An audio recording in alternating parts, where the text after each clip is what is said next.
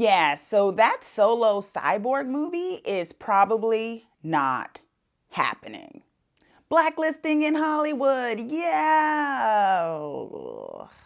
Hey, Twisted people, it's your Twisted Woman here, Chauncey K. Robinson, and today I am talking about that elusive solo Cyborg movie that we probably will not be getting from WarnerMedia, the Warner Brothers studio, even after the huge success of Zack Snyder's Justice League.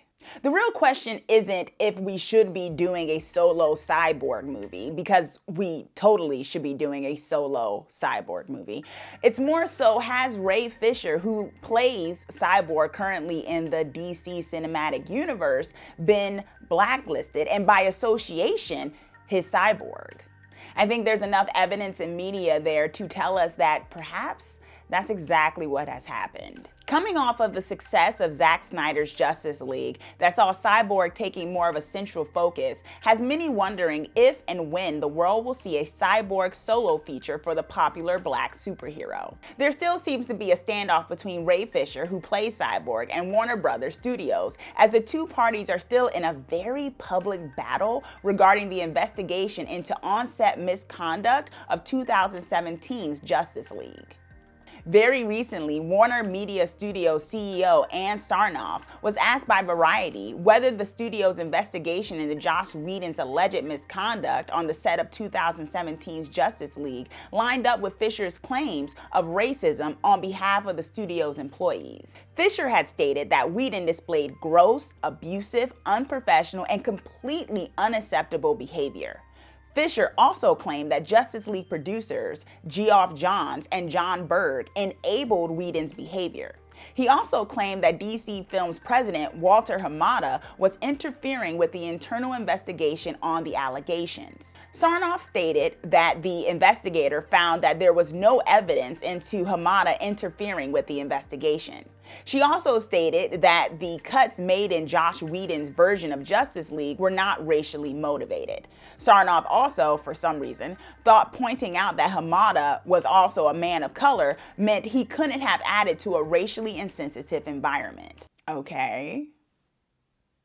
Fisher, of course, fired back on Twitter with a series of tweets that included him saying the following. Apparently, some folks at WarnerMedia think that a room full of executives saying we can't have an angry black man at the center of the movie and then reducing/removing all black and people of color from that movie isn't racist. Odd.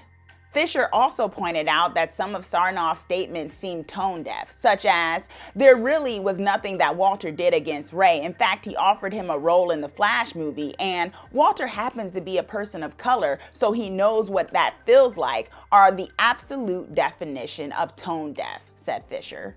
Fisher also pointed out in his final tweet on the topic for now, rather than trying to convince people on what the Justice League investigation didn't find, how about you start telling them what it did?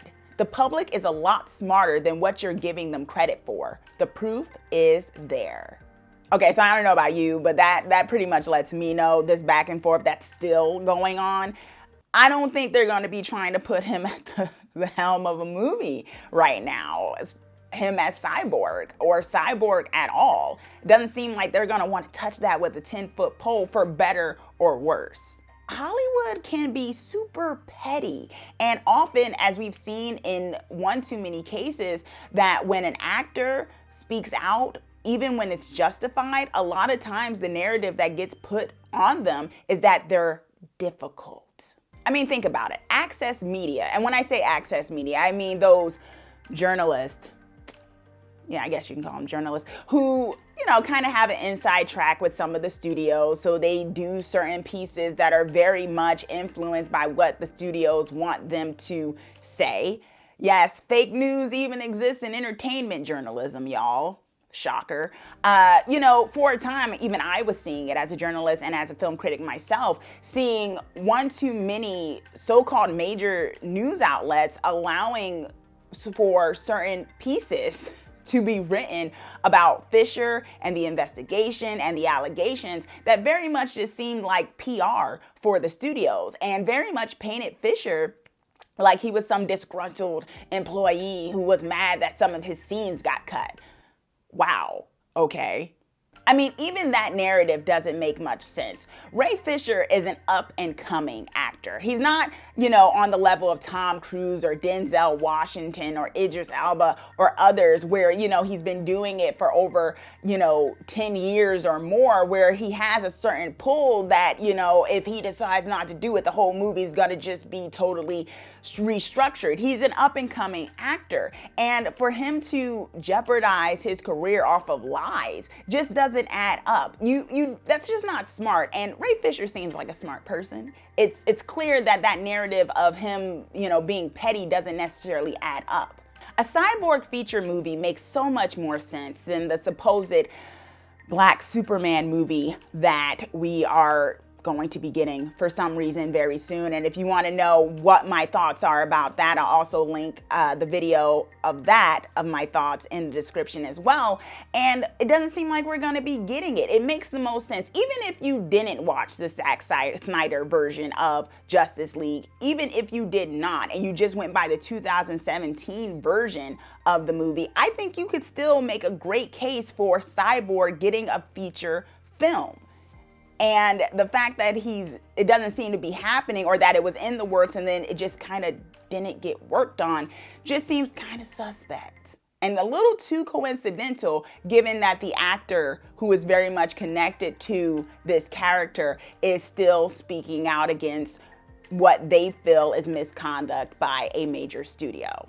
I just think it's a little coincidental that since we don't seem to be getting that now they're pushing for a Black Superman movie. As in, like, oh, well, we're not going to give you the thing that kind of makes sense storyline-wise. We're going to throw this at you, and hopefully you'll just like it because representation.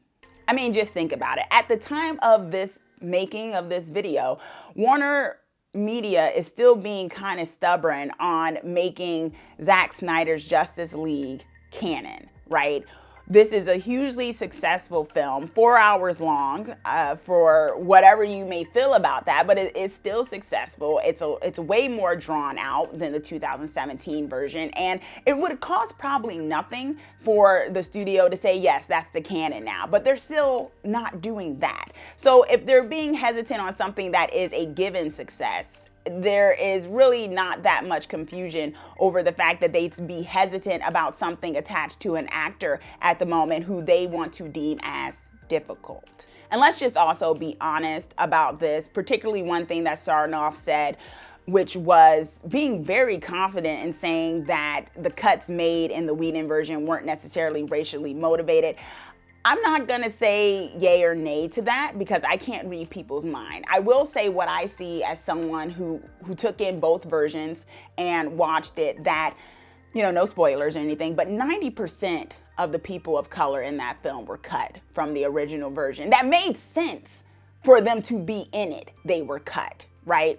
90%. And the ones that remained, their plot lines were greatly diminished in the 2017 version. Now, you could say that wasn't racially motivated, but one could also argue that maybe there was some unconscious bias there in thinking that those characters who happened to be the characters of color weren't as necessary to the plot of the movie, right? And then you have to question, why did you think they were unnecessary? And on top of that, in the 2017 version, that's not in the Snyder Cut, is that weird subplot of the white Russian family that Flash and Superman had to somehow save in the third act in the midst of this huge battle. They were added in to the 2017 version. So you can't even use the excuse that it was a time crunch. We didn't have time for some of these characters, when you literally added a whole plot line that was not there in the original script that happened to feature an entirely white family. And I hate to say it, but blacklisting, which is the act of basically making it so people can't find work in a particular industry that they are blacklisted in, for better or worse when it comes to the terminology, is still a thing. One could ask Megan Fox when it comes to why she seemingly fell off the face of the planet after her whole, issue with Michael Bay.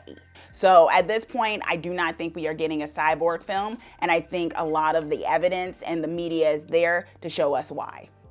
So let me know what you think. Do you think maybe I'm way off the mark and that we will be getting a Cyborg movie sometime soon with Ray Fisher himself? Let me know, comment down below, and also be sure to subscribe so that you are the first to know when I post my videos.